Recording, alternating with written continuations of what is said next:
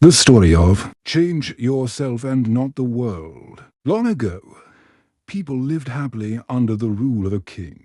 The people of the kingdom were very happy, as they led a very prosperous life with an abundance of wealth and no misfortunes. Once, the king decided to go visiting places of historical importance and pilgrim centers at distant places. He decided to travel by foot to interact with his people. People of distant places were very happy to have a conversation with their king. They were proud that their king had a kind heart. After several weeks of travel, the king returned to the palace. He was quite happy that he had visited many pilgrim centers and witnessed his people leading a prosperous life. However, he had one regret. He had intolerable pain in his feet, as it was his first trip by foot, covering a long distance. He complained to his ministers that the roads weren't comfortable and that they were very stony. He could not tolerate the pain.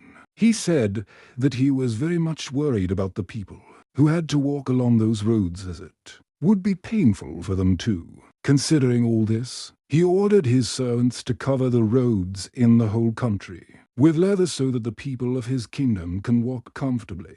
The king's ministers were stunned to hear his order, as it would mean that thousands of cows would have to be slaughtered in order to get sufficient quantity of leather, and it would cost a huge amount of money also. Finally, a wise man from the ministry came to the king and said that he had another idea. The king asked what the alternative was. The minister said, "Instead of covering the roads with leather, why don't you just have a piece of leather cut in appropriate shape to cover your feet?" The king was very much surprised by his suggestion and applauded the wisdom of the minister. He ordered a pair of leather shoes for himself and requested all his countrymen also to wear shoes. Moral: instead of trying to change the world, we should try to change ourselves.